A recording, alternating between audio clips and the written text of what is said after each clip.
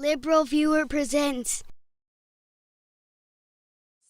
So, welcome to the August 28th edition of LiberalViewer Monday Media Mixup.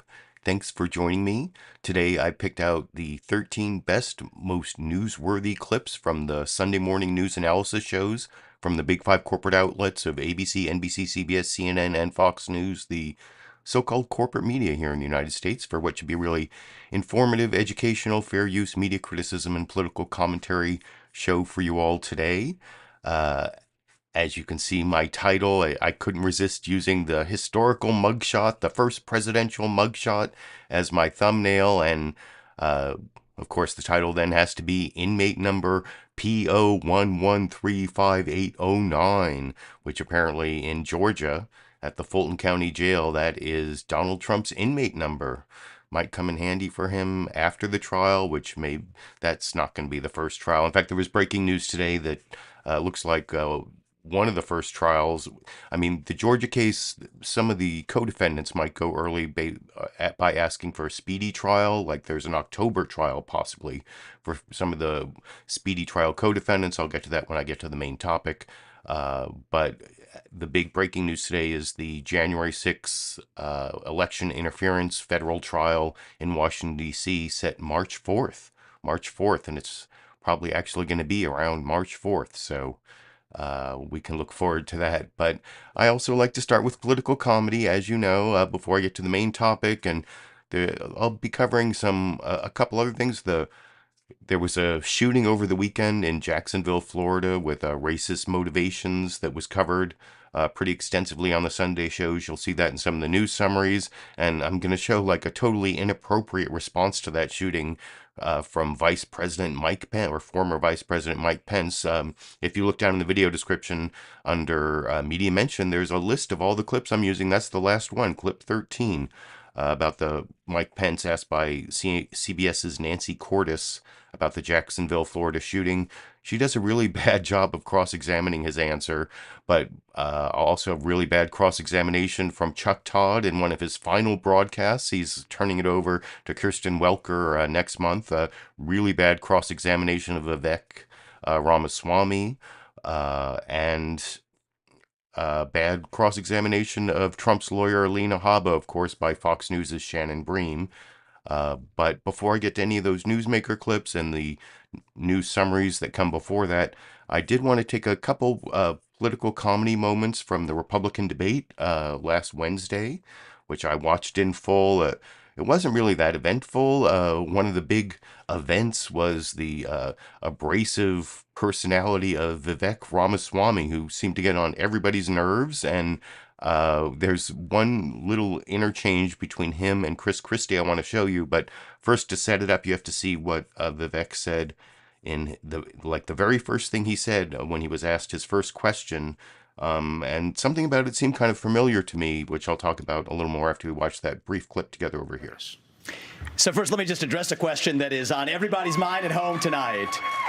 Who the heck is this skinny guy with a funny last name, and what the heck is he doing in the middle of this debate stage? I'll tell you, I'm not a politician, Brett. You're right about that. So when I heard him introduce himself that way, I immediately thought to Barack Obama. That was like Barack Obama's big line when he was running for president in 2008. Who was this guy with the big ears with the funny sounding name? Or I can't remember his line was very similar to that. And you'll see in this next clip I'm going to show you the Vivek Ramaswamy versus Chris Christie fight. One of them anyway. Chris Christie actually picks up on the same thing I thought when I heard him say that. But I don't know if that was like some sort of weird three-dimensional chess thing where like Vivek Ramaswamy was like hoping someone would talk about Obama, or Chris Christie would attack him on Obama, because he had like this comeback already that, well, I'll talk about it. And a lot of people talk about the GPT part of this thing, but I want to talk about what happened at the end, and I'll talk about it a little more after we watch that back and forth together, which, of course, the big news-making part of it is it starts with Vivek Ramaswamy saying that climate change is a hoax. So Good luck, Republican Party. And I'll talk about it a little more after we watch it together over here. Let us be honest as Republicans. I'm the only person on the stage who isn't bought and paid for, so I can say this. The climate change agenda is a hoax. The climate change agenda is a hoax. And we have to declare independence for it. And the reality is, the anti-carbon agenda is the wet blanket on our economy. And so the reality is more people are dying of bad climate change policies than they are of actual climate change. Governor Haley, are you bought and paid for? Down by Hold on. in the last century. Listen. I've had enough. Hold on. I've had enough. I've had enough already tonight of a guy who sounds like ChatGPT standing up here. And the last person in one of these debates, Brett, who stood in the middle of the stage and said, "What's a skinny guy with an odd last name doing up here?" was Barack Obama, and I'm afraid we're dealing with the same type of amateur standing on stage tonight. Come over and give me a hug. Give me a hug just like you did to Obama. The same type of amateur. And you'll help elect me just like you did to Obama, too. Give me that the bear same hug, brother. type of amateur. Hold on. Governor Haley, would you like to respond? Are you?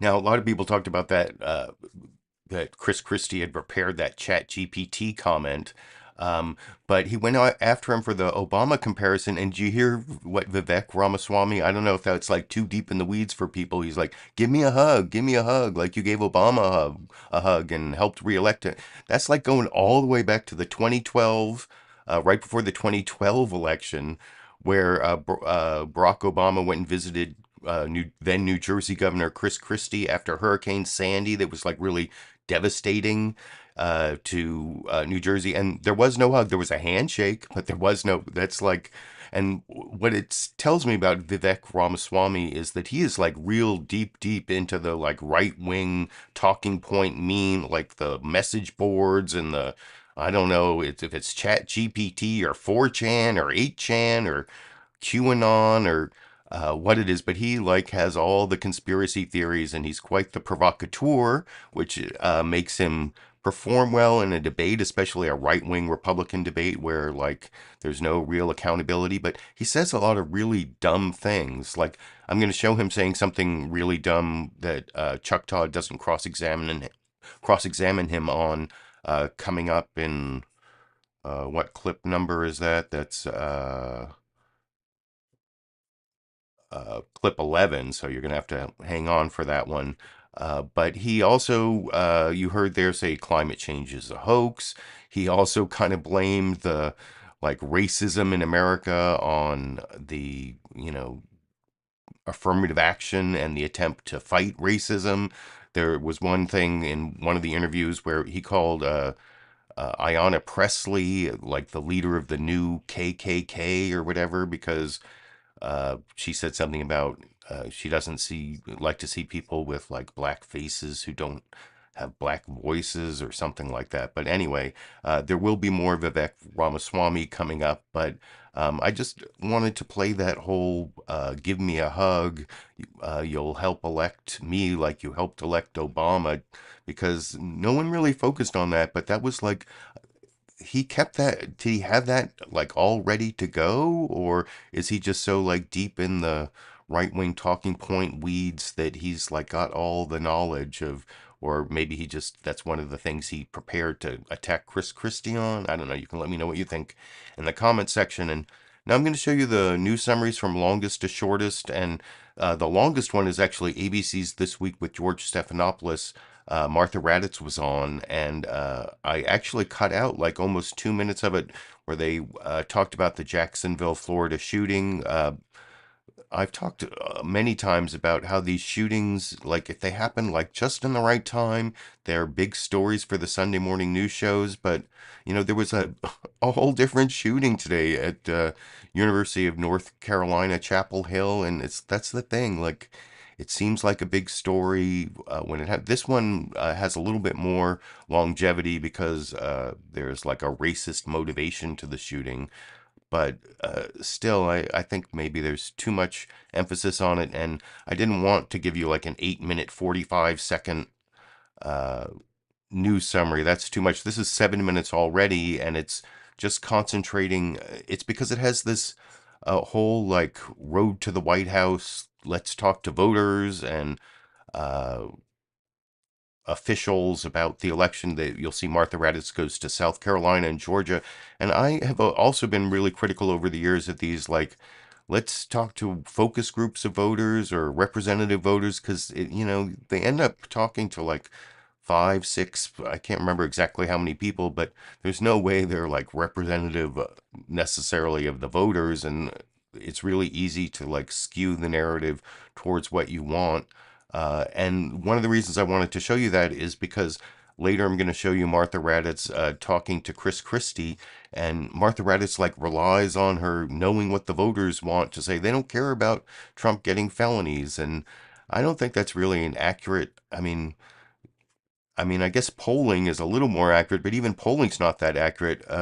You'll see the ABC report, and the road to the 2024 part does include some like professors and experts to try to like explain how these particular voters are representative of certain segments of the voters, but it's still kind of bogus, and I'll talk about that a little more after we watch that 7-minute segment together over here. Good morning and welcome to This Week. On the National Mall this weekend, a powerful scene. Thousands gathered to commemorate the 60th anniversary of the March on Washington and Dr. Martin Luther King Jr.'s dream to break the chains of discrimination, of racism. But just hours later in Jacksonville, Florida, police say a self-proclaimed white supremacist gunned down 2 men and 1 woman, all African American. And we will have more on the 60th anniversary of the March on Washington later in the program. But we're going to turn to politics now. Donald Trump may be one of the world's most photographed people, but his picture at the Fulton County Jail in Atlanta this week will be remembered as perhaps his most famous. The first mugshot of an American president, a single frame that will define this era of American politics. All the more remarkable, it was just 24 hours prior that his closest Republican rivals staged the first debate of this election season without Donald Trump, all making the case to lead this nation, although none appearing to dent the former president's commanding lead among their party's voters. The simple fact remains this: the primary debate may have had some interesting moments, some important conversations, but if the election were held today, there is no question it would be a rematch of 2020, President Biden versus President Trump. So can anything change in the coming months? We spent the week speaking with voters and officials in South Carolina and Georgia, starting in the Palmetto State, where the first in the South primary is just months away. It's the state that turned the tide for Joe Biden in the 2020 primary. Thank you, South Carolina. But delivered its general election votes to Donald Trump. 3 years later, the reliably red state remains firmly in the grasp of the former president, despite indictments, impeachments, and an insurrection. Maurice Washington, former Republican chair of Charleston County and former supporter of Barack Obama, is now behind Donald Trump. Is there anything that would turn you against Donald Trump? There are probably many things that could. I just haven't seen any evidence of anything that will do so up to this particular point. Trump is polling 34 points above his nearest rival statewide and far above the 2 South Carolinians in the race, Tim Scott and Nikki Haley, leaving many to believe a Trump-Biden redo is a near certainty. I think it's going to be an unprecedented, historic, for reasons that are good, bad, and ugly next year. Despite the strong showing, Republican Congresswoman Nancy Mace, who criticized Trump for January 6th, sees her constituents looking for an alternative. I think some people are disenchanted with things in the past. Donald Trump? Yeah, of course. And on the leafy campus of the College of Charleston, politics professor Gibbs Knotts says she may be right. I think Donald Trump is proven to be a pretty good primary candidate, but I think he's going to be a less good general election candidate. I think there are a lot of people in the Republican primary who are better positioned to win the general election in those swing states. Democratic Congressman Jim Clyburn, who many credit with delivering South Carolina for Biden, is hopeful Trump won't be the nominee, but is concentrating his efforts on the general election. Can Joe Biden reinvigorate all the voters he had in 2020, who may be disappointed in some parts of his administration? I think he can, and I think he will. It's not just Joe Biden that has to do this. We have got to do this. Black and white, young and old, rich and poor, male and female. But few states will be as key to winning 2024 than neighboring Georgia, which helped send President Biden to the White House and Donald Trump to the Fulton County Jail this week. Georgia, of course, is where Donald Trump is in legal trouble. It's here where he asked the Secretary of State to find 11,000 or more votes. But Donald Trump could also be in political trouble here. Patricia Murphy, a political columnist for the Atlanta Journal-Constitution, says that political trouble was evident long before 2020. Large neighborhoods in suburban Atlanta where we used to see tons of Trump signs had nothing. And Joe Biden came into Georgia and just offered a quieter, more moderate solution, and Georgia voters have moved more moderate. Biden's win in Georgia was fueled in part by a shift in suburban voters and growing minority populations in the metro Atlanta area. Voters Democrats will rely on heading to the ballot box. Cliff Albright, co-founder and executive director of Black Voters Matter, is confident black voters will turn out once again for Biden. I was down here in 2020 and talking to black voters. They were enthused to come out. Do you feel that this time? I know it's early, but do you feel that? Honestly, I really do. And we believe that the closer that we get to 24, the more that people are going to be energized. But the truth is, we've been energized really ever since 2018 and 2020. But with Democrats worried about Biden's age and Republicans making the most of it, Democratic support in Georgia is no guarantee. I think Joe Biden is helping Donald Trump a little bit right now. Joe Biden is seen right now as a depreciating asset.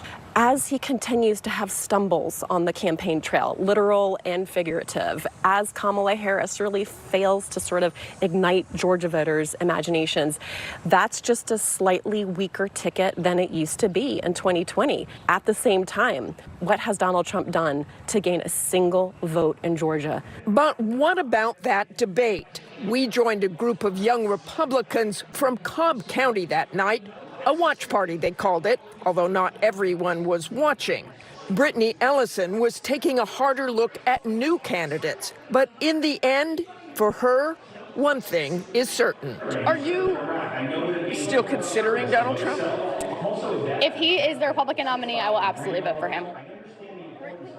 And joining us now is former governor of New Jersey and current Republican candidate for president, Chris Christie. Good morning. So yeah, and like I said, one of the reasons I showed that whole long talk with the voters thing is because Martha Raddatz, in her questioning of Chris Christie later, uses that as like her basis of authority to say voters don't care about whether Trump is convicted of felonies. And I don't know if that's accurate. I pretty much pre-criticized the clip. That there was like, it almost seems like someone wants to go on a road trip. I mean, I guess being on the ground and talking to voters is like good for reporters to get out of New York and Washington, D.C. That's not necessarily a bad thing, but I think that how informative was that report really in terms of telling you what's going to happen in South Carolina and Georgia? I mean, there was a little bit in there that let you know that the criminal charges that seem to be helping Trump in the primaries probably are not going to be helping him in the general election, and especially in Georgia. There was some analysis there that was worthwhile that made it sound like Trump's not going to win Georgia if he's the Republican nominee, and Trump can't really win without winning Georgia. Although there's the whole possibility of a third party and how that, who knows what could happen. There's so many variables, but that's the whole point. Like, they were making a lot of assumptions long before any of those primaries and certainly the general election are going to happen. I don't know if it was worth all that time and effort to go down to Georgia and South Carolina, but you can let me know what you think. And now, having like criticized all of the news programs for like focusing on the Jacksonville, Florida shooting when it isn't really going to be big news probably after just a few days because there's so many of these shootings. Now I'm going to do the reverse criticism of NBC News Meet the Press, where like Chuck Todd didn't even like bother to rewrite his intro to include the Jacksonville, Florida shooting. I mean, you'd think since it's breaking news, and it's only because I've been criticizing Chuck Todd of like phoning it in and like pre-recording a lot of the Meet the Press program, as he's like, I don't know if he has senioritis or whatever, but he's in his last few programs. He does bring up the Jacksonville shooting when talking to Vivek Ramaswamy. And I won't even go. That's like one of the places where Vivek Ramaswamy like blames racism on people who are fighting racism, which is another one of his stupid ideas that you hear a lot from people on the right, like, you know, like your Charlie Kirk kind of people, Turning Point USA, or I don't know, some of the like more right-wing voices on Fox News and the networks that get even worse from there. But I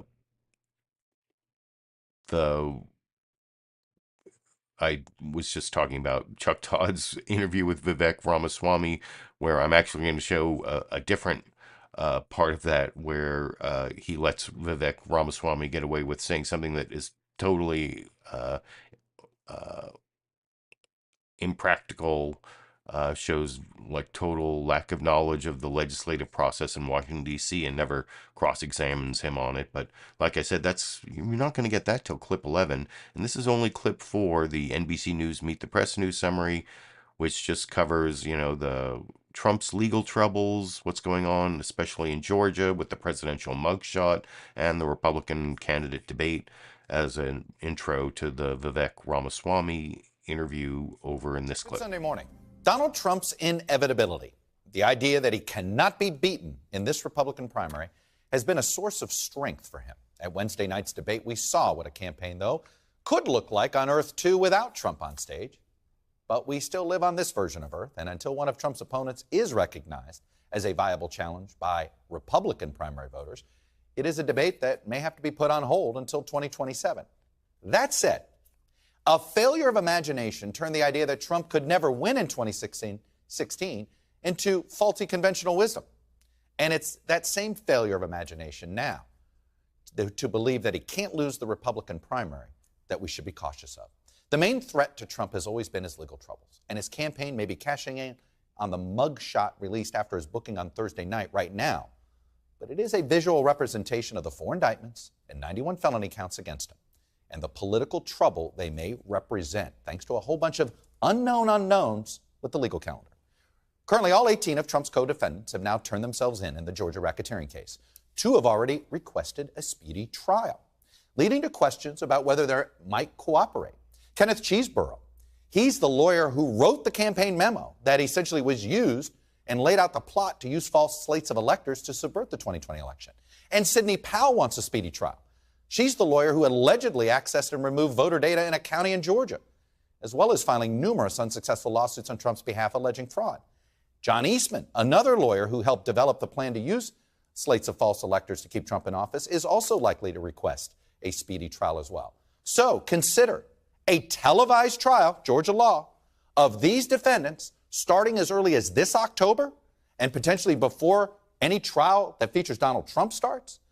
And Fani Willis could lay out the case against Trump for the nation ahead of the start of the primary calendar. That's an unknown unknown that I'm pointing out here.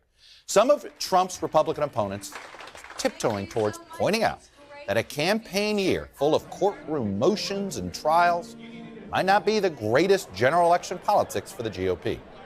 We have to face the fact that Trump is the most disliked politician in America. We can't win a general election that way. And yet, at least 6 of the 8 Republicans on stage in Milwaukee, including Haley, raised their hands to confirm that they would support Trump in 2024, even if he is convicted by a jury of his peers. And they made the odd decision to pile on political newcomer Vivek Ramaswamy, who may be surging, but is still barely cracking double digits. Now is not the time for on-the-job training. We don't need to bring in a rookie. We don't need to bring in people without experience. I've had enough already tonight of a guy who sounds like ChatGPT standing up here. Under your watch, So you the will make reality is- America less safe. You have no foreign policy experience, and it shows. And you know what? The arrows may have come because Ramaswamy took every opportunity on stage to defend and praise the man who wasn't there, Donald Trump. President Trump, I believe, was the best president of the 21st century. It's a fact. And joining me now is the Republican presidential candidate that was at the center of the debate, Vivek Ramaswamy. Okay, he said Ramaswamy. Earlier he said Ramaswamy or something, but that's fine. You saw Chuck Todd talked briefly there about how some of their 19 co-defendants, Donald Trump and 18 other people, are co-defendants in this Georgia RICO case, which I talked about a little bit last week. And some of them have asked for a speedy trial. You have a right to, both the defendant and the prosecutor have a right to a speedy trial. But the defendant's right to a speedy trial is in the Bill of Rights. You can look it up if you have your handy Constitution here. When we look at our trial rights, which are in Amendment 6, in all criminal prosecutions, the accused shall enjoy the right to a speedy and public trial. Right there, Amendment 6. You can just check it out yourself if you don't believe me. But what a speedy trial means, I've actually practiced criminal law in both Missouri and California. And I can tell you in Missouri, there is no speedy trial statute, at least not when I practiced there like 20 years ago. I don't think there is now. So if you're just relying on your federal right, it can be like over a year. People can be like in jail for over a year, and there's no like statutory speedy trial right. In California and apparently in Georgia, there's a state statute that says the number of days. Here in California, it depends on if it's a misdemeanor or felon. But I think in Georgia, it's 70 days. That's why there's going to be October trial dates, apparently, for these co-defendants of Donald Trump who requested a speedy trial, as is their right, which means, there could be 19 separate trials, or you can try all the defendants together in one trial, or any combination thereof. So we'll see how that turns out, and it's possible we'll see some defendants get their trial in October, or it might all just be part of a strategy to do a plea bargain, and they might plea bargain out as the vast majority of cases do and don't go to trial. But some of these people are like lawyers who are, well, who knows. We'll see how it goes, but it could be within just a couple months we'll have the first of the Georgia trials, just not Donald Trump's, because Donald Trump is not going to insist on a speedy trial. He's trying to do everything he can to put his trials off as far into the future as he can. So I wanted to make that extra comment about the NBC News Meet the Press news summary, because Chuck Todd mentioned the speedy trial thing. And this next news summary, Nancy Cordes is in for Margaret Brennan on CBS News' Face the Nation, and this is all about breaking news.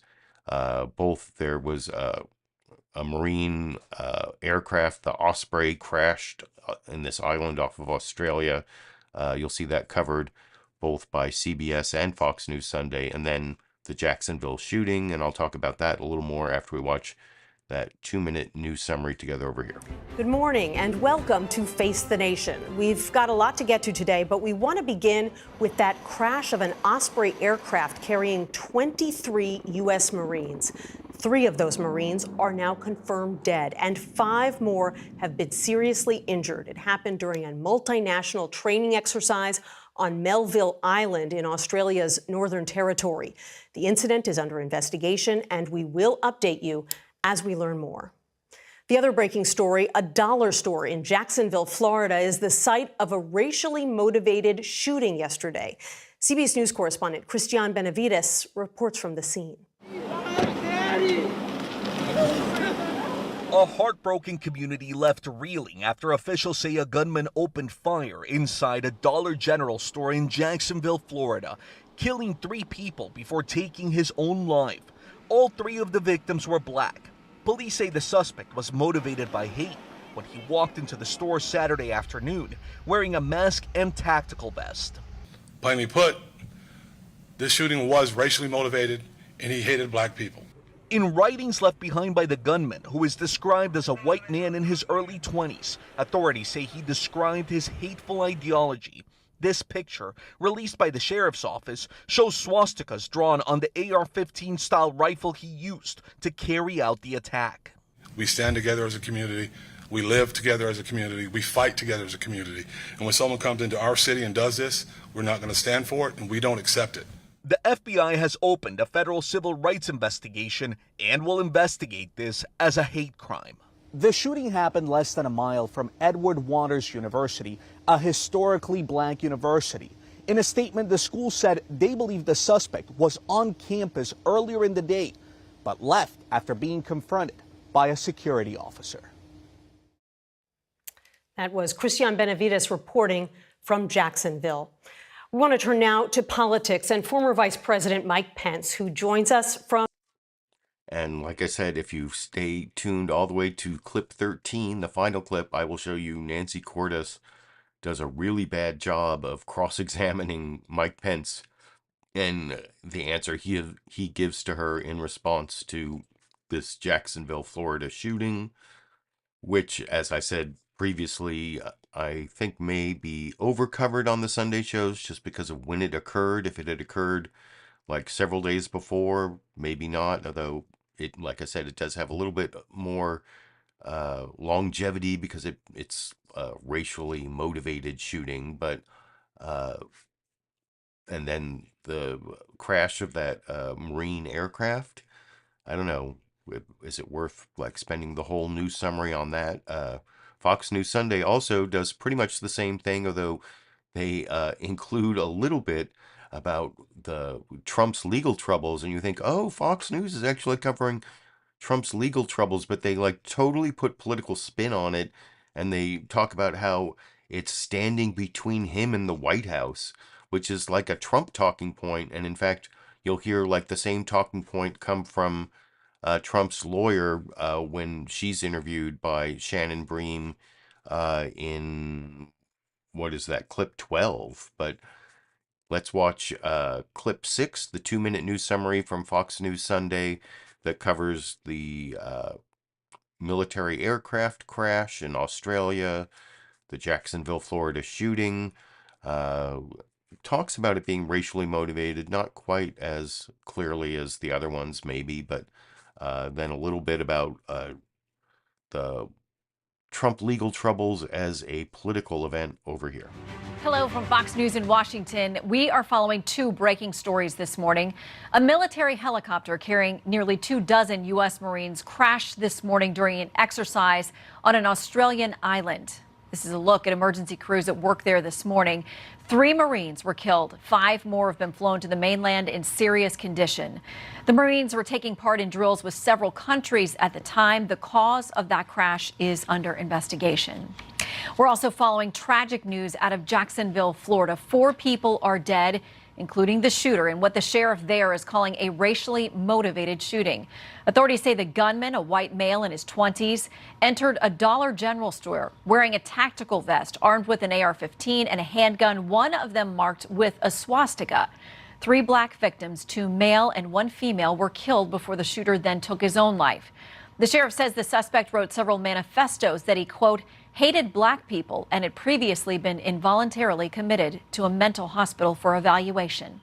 Residents gathered in multiple prayer circles near the scene of the shooting. We'll keep tracking those 2 stories. Now to our other top story, 91 criminal charges in 4 pending criminal cases. There are 3 civil cases looming as well, all standing in the way of former President Trump's efforts to win back the White House. All of that leading to this picture. a mugshot for the history books, taken by the Fulton County Sheriff's Office in the Georgia case. The former president, along with 18 co-defendants, booked on felony charges related to election interference. Will any of them decide to now cooperate with prosecutors? That's the question.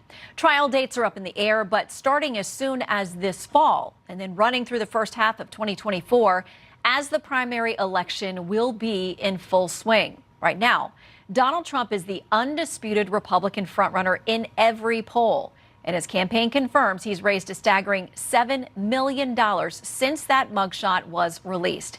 We begin here with Trump legal spokesperson Alina Habba, also general counsel. His campaign confirms they raised over $7 million since the mugshot. Confirms what other source? The campaign's the only source, and I wouldn't believe anything that campaign said. They told me the sun was out. I wouldn't believe them unless I looked out the window or whatever that expression is. But yeah, maybe when they do their FEC filings at the end of September, I believe, is the next FEC filings. But even then, I'm not sure I would believe them. So that Trump campaign has confirmed. But I think that you saw there that the coverage of Georgia, the Shannon Bream did mention the number of charges and the number of indictments, but there's that whole standing between Trump and the White House and the political spin on it, and not a lot of facts about what Trump actually did wrong, having to do with election interference. Well, that's what Trump always says, that the prosecutions themselves are election interference. So that's not very specific. And you'll see when I get to clip 12, Shannon Bream doesn't really get very specific about the facts of what Trump did wrong, even in like a 5-minute interview with Trump's attorney. But before I get to that, I want to finish the news summaries with actually CNN State of the Union did a special 2-hour program, both at 6 a.m. and 7 a.m. Pacific, or 9 and 10 Eastern time. And they started off like telling us the State of the Union and what the top news is in both hours.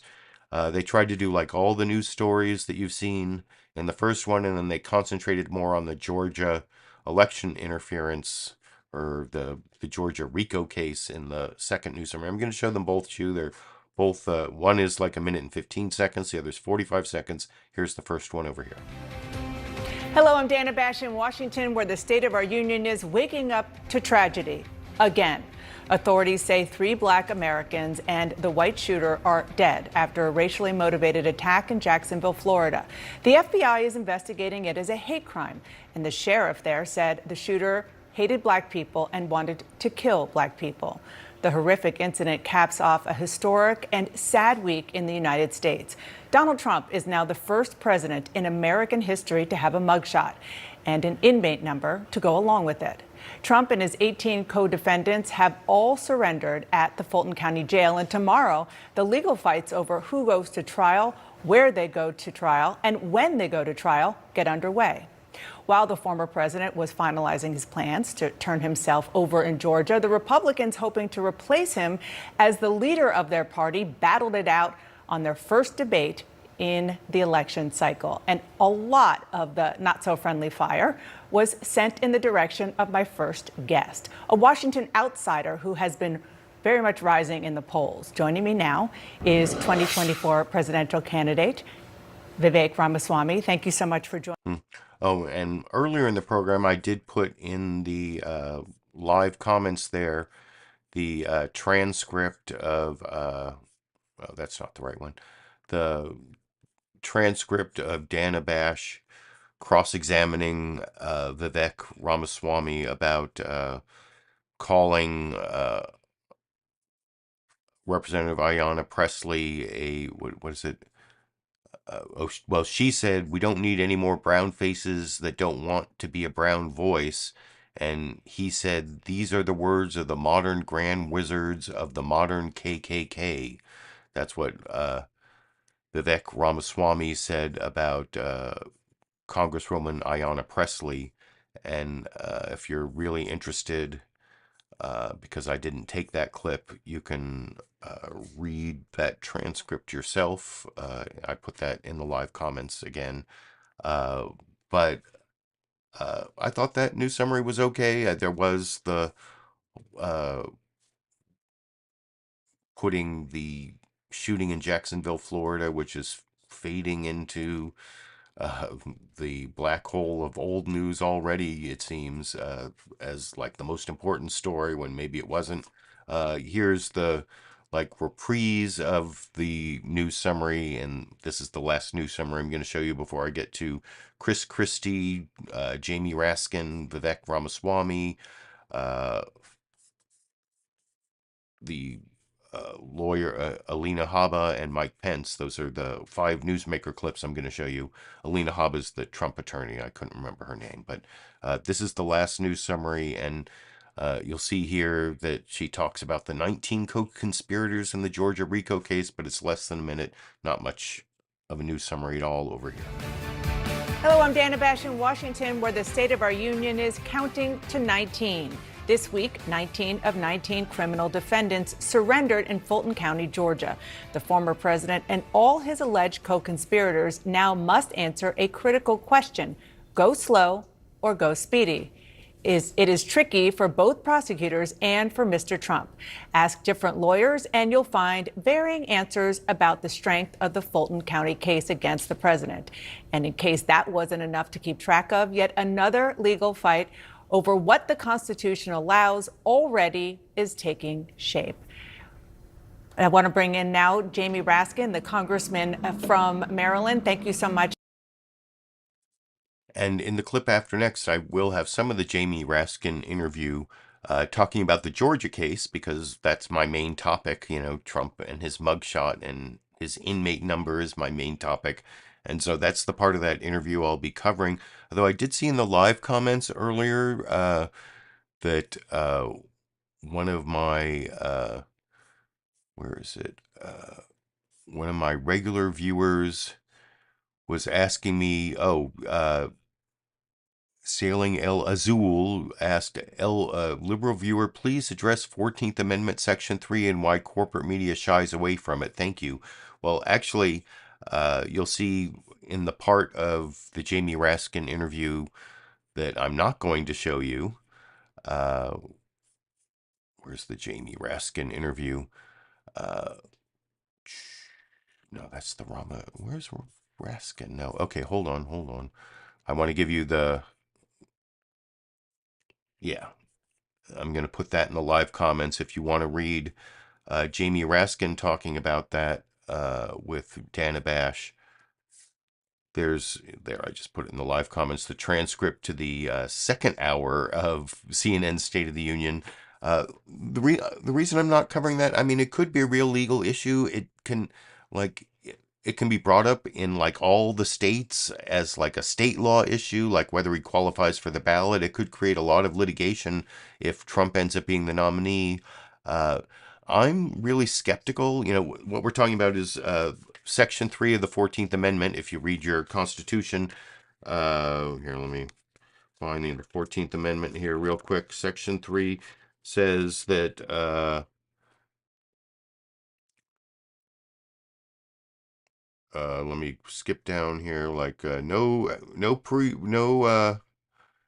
person shall be a senator, a representative in Congress, or elector, president, and vice president, or hold any office, civil or military, under the United States or under any state, who, having previously taken an oath as a member of Congress or an officer of the United States or a member of any state legislature or an executive or judicial officer of the state, blah, blah, blah, blah, blah, shall have engaged in insurrection or rebellion against the same. So it says you can't be president if you've engaged in insurrection. That's what people are talking about, that maybe Trump is disqualified.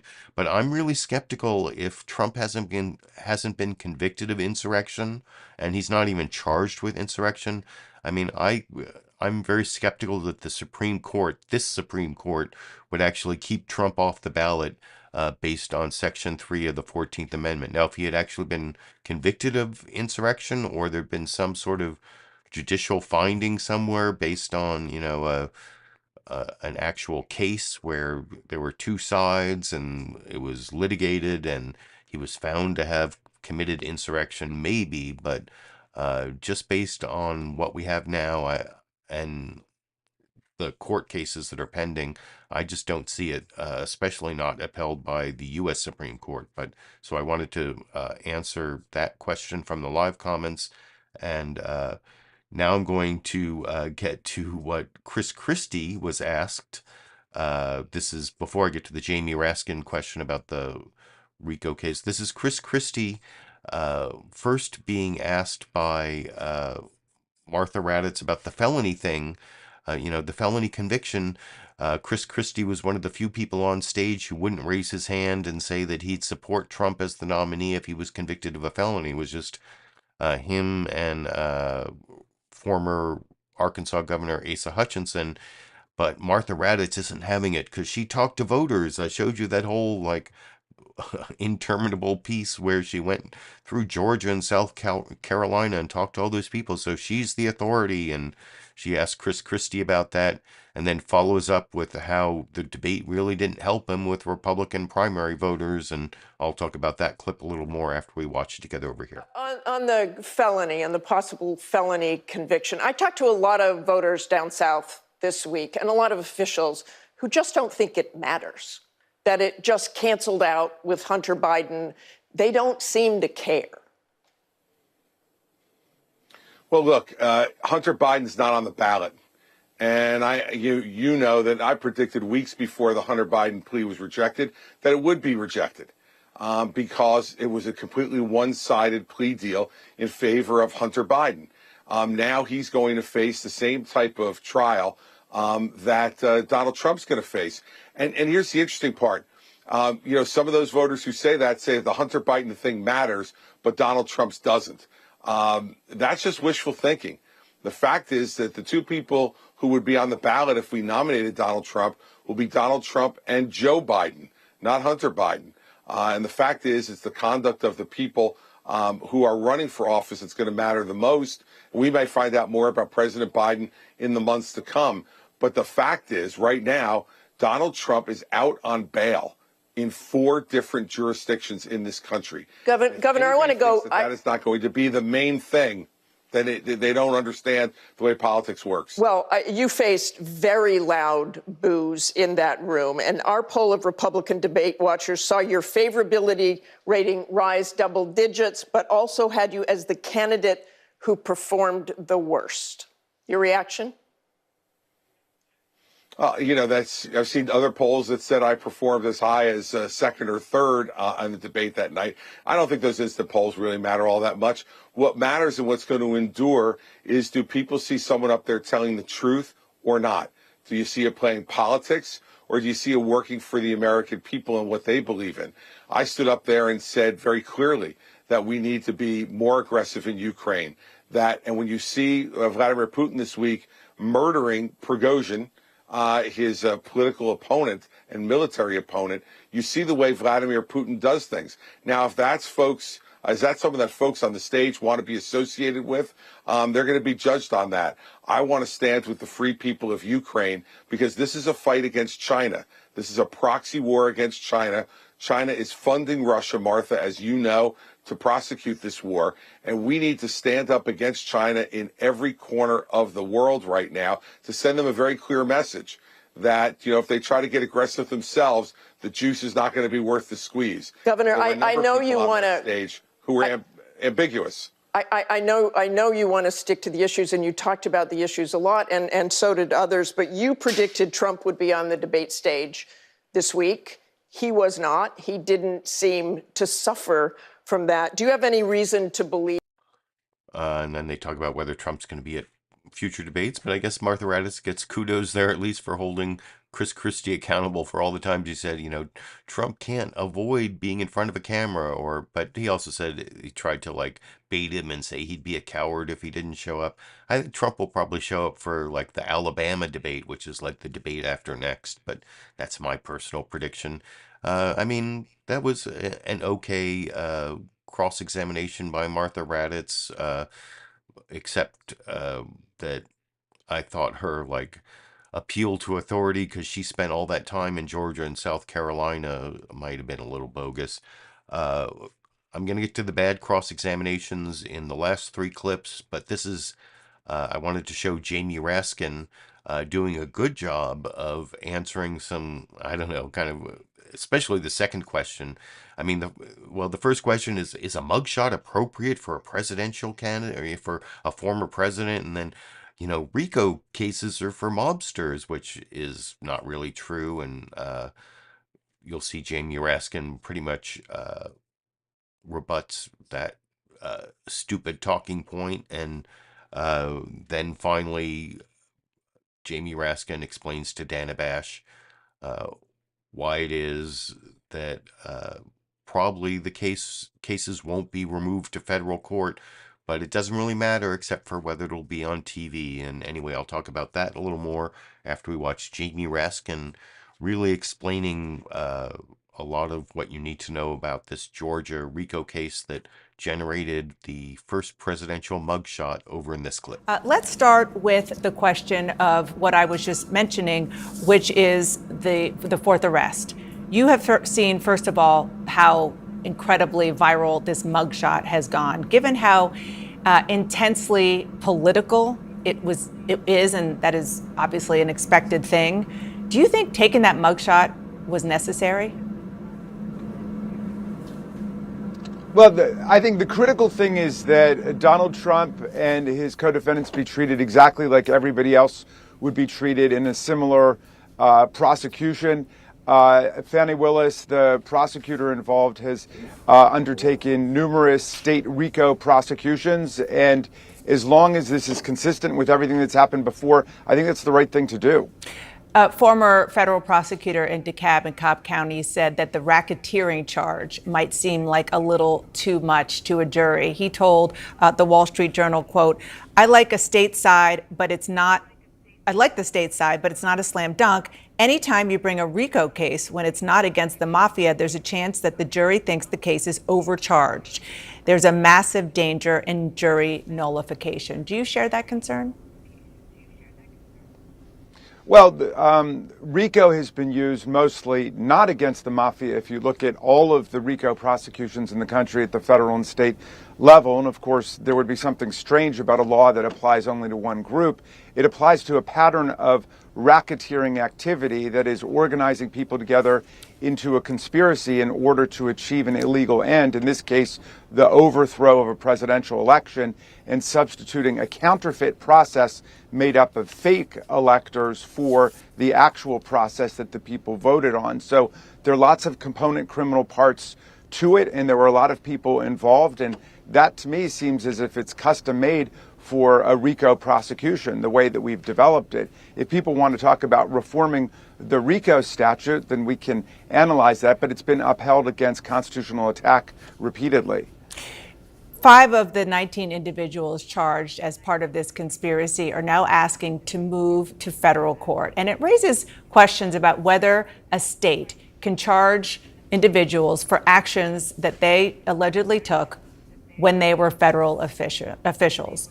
Do you believe that these cases dealing with individuals who were working for the federal government or elected officials in the federal government, like the president, belong in federal court? Well, there's no question that a state has the power to prosecute someone who is a federal official or a federal employee. I mean, just think about a federal official or employee who engages in a bank robbery or a murder. Obviously, the state would get to prosecute them. There is a statute which says that if a federal officer or employee is conducting their federal work under an order from a superior to execute a federal policy, then they can petition to have that removed to federal court if they're being prosecuted for work that they were doing as part of their job. So that, of course, raises the question when Mark Meadows tries to remove from Georgia state court to federal court whether he was actually engaged in the work of the federal government and he was acting pursuant to a federal policy. The court is going to have to rule on that. In any event, even if it is removed, all that this means is that the federal court will conduct the state criminal prosecution under the auspices of the federal judiciary. So you're saying it doesn't have much of a pragmatic change? I mean, one obvious change is you won't actually see it. In Georgia, you would actually have a camera in the courtroom. But beyond that? That's right. Well, we won't be able to see it. And also, obviously, after 4 years of packing the courts with Federalist Society bloggers, someone like Mark Meadows is going to feel a lot more comfortable in federal court.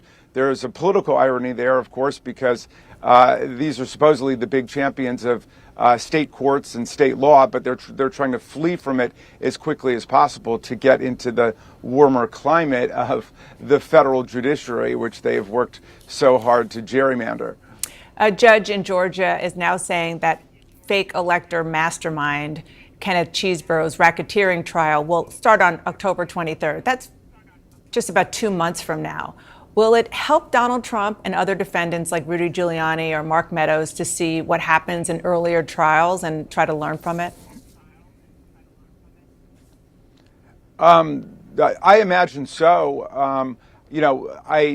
I think that the key thing here is the establishment of the fact, because Mr. Chesebro has petitioned for a speedy trial, that it's perfectly legitimate to have a trial this year, to make it happen in the fall, and that the courts are fully equipped to do that. But I think obviously the defendants are going to be able to learn from each other's experiences, but they're up against a mountain of evidence that they were involved in this complex conspiracy to accomplish a single criminal objective, which is to overthrow our actual presidential election and substitute a counterfeit process for it.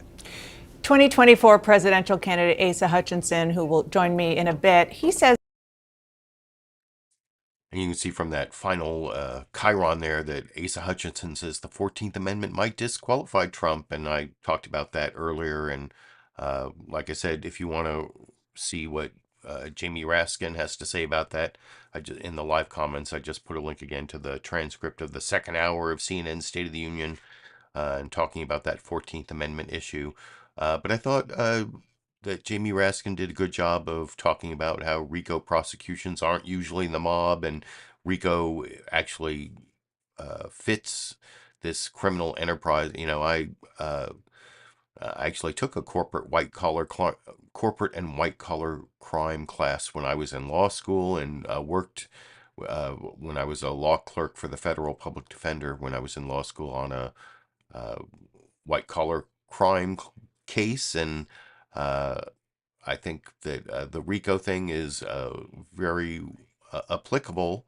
You know, the Georgia RICO statute, particularly, which I've looked at, is particularly applicable to this kind of wide-ranging group conspiracy to overturn the results of the Georgia election through illegal means. And if you've read the Georgia indictment, it's like puts it all together there, and even talks about things going on in other states and Trump's supposed perfect phone call, but it's also these fake electors. And that's why I think it's quite likely that these people who are requesting a speedy trial, like October 23rd trial, that those trials aren't really going to take place. It's just part of a strategy that's going to end up in a plea bargain, and maybe the flipping on Donald Trump and becoming witnesses for the state. That I think that's quite likely to happen.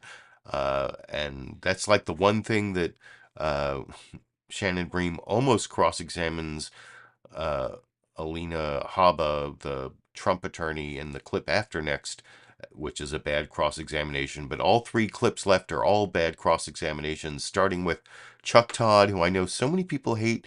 And this was like a really bad cross-examination in two different ways. First, you're going to see, this is Vivek Ramaswamy. You'll see Chuck Todd asks him, no one asked, you didn't get asked at the debate if Mike Pence did the right thing on January 6th. And he says, no, what Mike Pence should have done on January 6th is he should have passed this legislation overhauling our electoral system. and then on January 7th started the re-election campaign. Like, Mike Pence could have gotten legislation passed. He's talking about, like, election reform. So Democrats couldn't get that passed because they couldn't get past the filibuster. And most of the election reforms he's talking about are like state law. I mean, there could be some federal election reform, but it would have to, like, why does he think he could get this election reform that only he thinks it's a consensus, but it's actually the election reform that Republicans want? It doesn't, like, make it easier to vote or give, like, longer voting period. It's like 1 day voting and no mail-in ballots, and it's like a total right-wing idea that he seems to think will sail through the Senate. Chuck Todd just, like, totally lets it go and then talks about what he said in his book about January 6th. And then when he gets pushback from Vivek Ramaswamy, and now I'm totally pre-criticizing the clip, but he can't even claim that he read Vivek Ramaswamy's whole book. He's like, we read it, like him and his producers. He's like all ready with quotes, but Chuck Todd did not even read the book. It was like, how many people does it take to read a book? I'll talk about that a little more after we watch this Chuck Todd cross-examination totally gone wrong over here. Let me bring up a couple questions you didn't get a chance to answer at the debate. Most of the candidates on stage Wednesday night said Mike Pence did the right thing on January 6th. Do you agree? I would have done it very differently. I think that there was a historic opportunity that he missed to reunite this country in that window. What I would have said is this is a moment for a true national consensus where there's two elements of what's required for a functioning democracy in America. One is secure elections, and the second is a peaceful transfer of power. When those things come into conflict, that's an opportunity for heroism. Here's what I would have said. We need single-day voting on Election Day. We need paper ballots, and we need government-issued ID matching the voter file. And if we achieve that, then we have achieved victory, and we should not have any further complaint about election integrity. So what would I would you have have driven done it through the Senate. So what would you have done with Mike Pence? You would have not certified the election? So in my capacity as president of the Senate, I would have led through that level of reform. Then on that condition, certified the election results, served it up to the president, President Trump, then to sign that into law, and on January 7th, declared the re-election campaign pursuant to a free and fair election. I think that was a missed opportunity, but that's the kind of spirit we're going to need to unite this country rather than sweeping those concerns under the rug. 11 months ago, in your book, which wasn't written that long ago, you wrote, the fact that all of our governmental institutions so unanimously found no evidence of significant fraud is telling. Furthermore, I've talked to many Republicans at all levels of government, and not one has ever presented convincing evidence that the 2020 election was stolen from President Trump. Very few have seriously tried. I don't believe that most Republican politicians actually think the election was stolen. So you went from there, let me address and this. 11 months later, your views have changed on January 6th? Again, this book was written September of 2022. Chuck, I'm happy to address that if you're interested. Yeah. Yeah, so and read exactly that chapter in the book. I drew a sharp distinction between what I did see as the interference in the election that mattered, which was interference by big tech. I'm data-driven. There's hard data showing that many voters, many independent voters, would have changed their result enough to influence the outcome of the election if they had been exposed to what we now know to be the truth about the Hunter Biden laptop story. By contrast, I've also been clear. I have not yet seen evidence that there was ballot fraud of a scale that would have changed that result. I'm just responding to data on both fronts. But the fact of the matter is, if we're looking at reuniting this country, there are serious concerns on both sides, but especially on the right, about the concern of elections and election interference and ballot fraud, but also big tech interference. And there's a very clear result and a way we can address that. I've offered a clear consensus that everybody can get behind. It is practical. And if people really think that debating this issue is a threat to our democracy, that should be an easy consensus to be able to rally around, and that's how I'll lead as president. First of all, you never talked about the tech stuff in your book. This is a new thing. That's false, Chuck. You have not talked about this Hunter Biden in Nation of Victims aspect of it. We were looking Chuck, for it. I think you have not read Nation. I think you have not read Nation of Victims. Literally read the book. There was about 20 pages of content devoted to this, and I also bring it up in You didn't write about election fraud that way. It's fine, but you don't have an obligation to read my book. But if you do, quote it correctly. We have been. And let me quote it again. You're referring to Republicans. We use stolen election theories as a backdoor to embracing our own victim identity path, pursuing an easy path to power. So am I wrong? Did, like, at the end of that clip, did Chuck Todd, like, not say that he read the whole book? Like, he and his producers read the book? It seems like he was unwilling to claim that he personally read the book. I mean, I haven't read the book. I don't know what he says about tech in the book, but he didn't seem like confident that he'd read the whole book, and his claim that that there was tech interference with the election with the whole Hunter laptop thing, that wasn't in the book. He didn't seem to know, because it was apparently too big a book for just one person to read, or he kept saying we read the book. I don't know. Am I wrong about that? And whether or not I'm wrong about that, the beginning part of that clip where Vivek Ramaswamy claims that Mike Pence was wrong on January 6th because what he should have done is he should have held off on certifying the election until he got the Senate to pass sweeping election reform that actually was the election changes that Republicans want, but it's really a consensus everyone agrees on, and it could have gotten passed and signed by Trump, and that is like a total fantasy, and Chuck Todd just like let it slide by. I don't know if today is or yesterday was Chuck Todd's last broadcast. I know sometime in September he's turning it over to Kirsten Welker, but I guess we'll find out next Sunday, because if it's Sunday, it's Meet the Press, unless it's preempted by something, but that's a whole other thing. But I want to get on to the second of my 3 really bad cross-examinations. This is Shannon Bream supposedly cross-examining Trump's attorney about what's going on with Trump, but it's more about like, so this is Alina Habba asked by Shannon Bream on Fox News Sunday.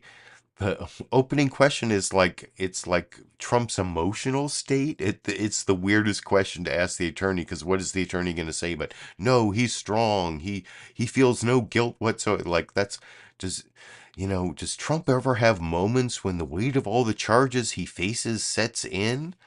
And it's a setup for like the spin in the Fox News Sunday news summary I showed, where like these charges are standing between Trump and the presidency, and Alina Habba says, that's exactly what they're meant to be. And there's this whole thing where Trump is extremely intelligent. No cross-examination on that point. There's not a lot about the facts of the charges against Trump. No cross-examination on that from Fox News Sunday and Shannon Bream, who actually is a lawyer, by the way.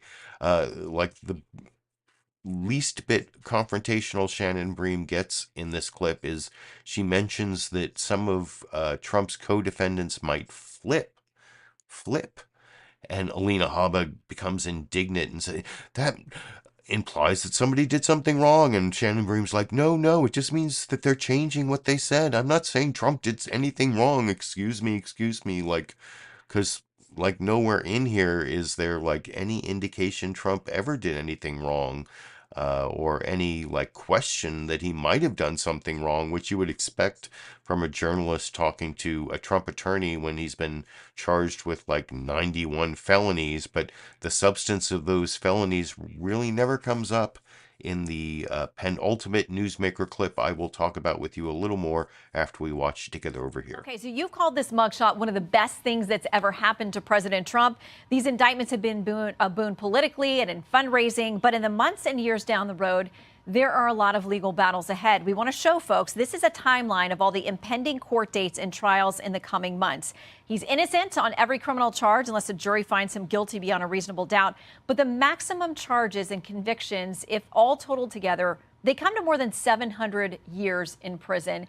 Are there moments in talking this over and sitting with the president that the weight of that reality sets in for him? No, Shannon, because what you just displayed, I think, says it all. That is all intentional. That is exactly what they wanted to do. There is very much a coordinated effort. And if you ever doubted it, think about how Fannie, when she was asked at her press conference if she was coordinating with Jack Smith in D.C. and the government, couldn't give us a yes or no. That says it all. So we know this is intentional. We're not concerned because we know the facts of the cases, which I can't get into, obviously, for privileged reasons. But I can tell you that it's to tie him up. It's definitely political. The motivation is now under investigation by Jim Jordan for Fannie, and I believe Jack Smith should be investigated as well. And they intentionally waited years and years and years for something that happened to bring it now when he is the leading candidate for the Republican Party. Yeah, and we're going to talk about some of the back and forth with the House GOP now pressing on Jack Smith and on Fani Willis about that with our legal panel. But let me ask you this, the logistics. You saw the timeline there. That's in the middle of running for president, caucuses, primaries. How do you logistically handle, prepping a client for all of those different trials and running for president of the United States? Yeah, if it was a normal person, honestly, Shannon, I could understand the concern. President Trump is not your average person. He's incredibly intelligent and he knows the ropes. He also knows the facts because he lived them. These are not complicated facts. Look at Fannie. It was a phone call that's been around forever that he refers to as the perfect phone call. What is he going to have to be prepped for? The truth? You don't have to prep much when you've done nothing wrong. So that I'm not concerned with. These trial dates also are going to move. It's unrealistic, it's theatrics, and no judge is going to say that you can be on 2 trials at once in 2 different states because a lot of these overlap. They look at the start date of the trial, but these are 4 to 6 week trials at the least. So there's no way they're not going to overlap. I mean, they're going to have to go into October, November of next year, again, by design. But in terms of President Trump, the candidate, I have zero concerns. Okay. Look at his poll numbers, and he didn't even go to the debate. Yeah, the numbers are through the roof. But to be fair, that Georgia indictment is very lengthy, ties in a lot of people and a lot more than just that one phone call. But that certainly seems to be at the center of what Fani Willis is building her case on. There are also, let me look back at one of the federal cases. There's been a change with regard to the Mar-a-Lago case. Special counsel filed a new document there, and it appears a Trump employee there has changed his story. Jack Smith's filing says this: immediately after receiving new counsel, Trump employee 4 retracted his prior false testimony and provided information that implicated Nauta de Oliveira and Trump in efforts to delete security camera footage. Newsweek runs this headline about that employee. Him flipping could spark domino effect against Donald Trump. There are a lot of people involved in a lot of different cases. They don't all have the resources the former president does to defend themselves. How worried are you about them flipping, working with prosecutors in any of these cases? So the term flipping, Shannon, in itself implies that you've done something wrong and somebody is going to turn on you. No, that is not a concern just flipping we have. his testimony, meaning that he told one story, changed attorneys, and has now changed his story, meaning he flipped. Meaning that he possibly obstructed justice or said something different. I don't know. I wasn't there and I haven't seen the testimony. My point to you is this. It is a very nerve-wracking for all these defendants. I just want to say for all of them across the board, to go in front of a grand jury, which unfortunately I have had the pleasure of doing because I'm a Trump attorney, to go in front of a grand jury, even as an attorney, is a very frightening thing. And they are intimidating. It is not normal. And for these people that are literally the American dream, they've come in, their parents weren't born here, they're immigrants, and they've gotten a great job. And then all of a sudden they're thrust into a grand jury. Why? Because they work for President Trump, and that's what they do to you. It's terrible. And I feel for all of these witnesses, including the one that you said, oh, got his new lawyer. Who knows what the facts are? They're wonderful people. I know many, if not all of them. And what they're doing is intimidation. So I'm not going to speak to what happened in a grand jury testimony without speaking to that testimony. But I can tell you that we know one side, and that when we get our chance, we will show exactly what happened and how the president is frankly vindicated. And that is what our Justice Department is all about. Our justice system is about. Alina, thanks. Yes. So yeah, that was an incredibly weak cross-examination by Shannon Bream. You saw she let Trump's lawyer get away with claiming Trump is incredibly intelligent, and the only questions she was asking me, like, how is he going, does he feel the weight of it, and how can he schedule his campaigning with all these trial dates, and isn't this getting in the way of his political, like playing into the talking points of this is all politically motivated to stop him from being able to run for president, and nothing about the fact. And then the least bit confrontational Shannon Bream got there, some of the witnesses, some of the co-defendants might be flipping. Flipping? You mean he did something wrong? No, I don't mean he did anything wrong. I'm just saying they're changing their story. Sorry. So yeah, that was really weak. And the last clip I'm going to show is also a weak cross-examination by CBS News' Nancy Cordes of Mike Pence. Before I get to that final clip, I do want to thank two of my fan funders here I saw in the live chat. Eamon Gilbert became a member. That's by underneath the video. You can click the join button and support me financially through YouTube. Or then Tom Trask also gave that super chat contribution of $10. I appreciate both those fan funding types. Also, right underneath the video, there are two links. One to my Patreon account, where you can become a monthly patron and financially support my live streams, and there's also a one-time PayPal contribution at the $5 level. If you give that contribution and give me a shipping address, I will send you this ACLU Constitution that I've been showing in the program to interpret some of these constitutional issues, and I'll even include this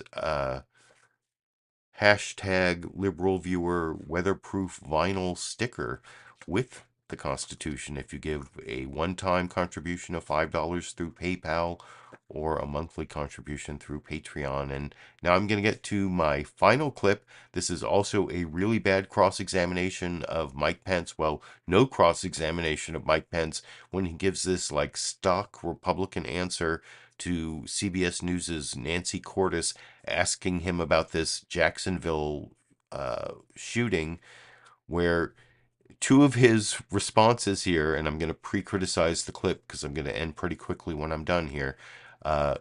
He says that he wants to give the death penalty for shooters like this guy in Jacksonville, even though when he was cornered by police, he killed himself. So I don't know how the death penalty is going to be a real deterrent for guys like the Jacksonville shooter. And he also says he wants to fortify public and private schools, even though this shooting took place in a dollar store. A dollar store? Do we have to fortify all the dollar stores in America? Nancy Cordes doesn't ask any of those questions, and that's why this is in the bad cross-examination section. And I'll talk about it a little more after we watch the final clip together over here. I want to start with this shooting in Jacksonville. Here we are. It's the eve of the 60th anniversary of the March on Washington, and yet we're appearing to witness a rise in racial hatred, in white supremacy across the country. What can you do? What can your party do? What can the nation do to address this? Well, there's no place in America for racially inspired violence, and I condemn what occurred in Jacksonville in the strongest possible terms. That wasn't a criminal act. That was an act of evil. But our prayers are with the families who lost loved ones and those that are injured. Karen and I prayed this morning for them. And as a Marine Corps family, we also prayed for the families of our Marines that were lost and injured in the Osprey crash. We believe in prayer at our house, Nancy. But look, this issue of mass shooting is one that I think we need leadership in this country afresh. I will tell you that I believe that there's a series of steps that we can take, providing law enforcement with the support that they need, ending this long experiment of defunding the police by the American left. I think we need to provide federal funding to provide armed guards at all of our public and private schools. We need a commitment to institutional health care in this country that I've called for many months ago. But at the end of the day, I also believe that justice delayed is justice denied. And I'm calling for an expedited federal death penalty for anyone engaged in a mass shooting like took place in Jacksonville, or frankly, like the shootings that took place at a baseball park and at a football game. We've got to send a message to anyone that has evil in their hearts that there is no chance for them to spend the rest of their life behind bars, that they're going to meet their fate in months, not years. And I believe an expedited due process, a federal death penalty for those that engage in the kind of mass shootings that claim lives in Jacksonville yesterday is an idea whose time has come. Understood. Let's turn to the Republican primary. There was Understood. That's the response to that, like, crazy talking point response to the Jacksonville, Florida shooting, that death penalty for a guy who killed himself, and fortify our public and private schools for a shooting that took place at the dollar store. Oh, and then I forgot the part where he says, like, the long experiment on the left with defunding the police was also responsible. Like, nobody ever defunded the police hardly anyway. There was like maybe 1 or 2 places where they defunded the police a little bit for like a few months, but like I wish that some of the funds that go to the police had been transferred to places where it might actually decrease crime by getting rid of some of the root causes that create crime and recidivism and whatever. Defunding the police is just a right-wing talking point, and that also was not followed up on by Nancy Cordes, never mind the other things I mentioned before I showed the clip. But anyway, that is all of the clips I picked out for you for my Monday Media Mix-Up. I hope you appreciate the time and effort I put into creating these live streams for you every week for, what is it now, 117 weeks on Mondays, and like 7 years before that on Sundays, and I'll keep doing it all the way through January 2025 at least, till we find out whether Biden's going to be reelected or Trump is going to be our new dictator-in-chief, or what's going to happen. And anyway, I'll be back every Monday, and maybe I'll have some time to create some other videos in between the Mondays. Probably not this week or any time in the next few weeks, but until I have some reason to upload another video, or until next Monday, I appreciate all of you who showed up for the live stream. I appreciate my recorded show viewers who leave comments during the week, and until next Monday, or until I have some other reason to upload a video, I guess I'll be seeing all of you around the internet.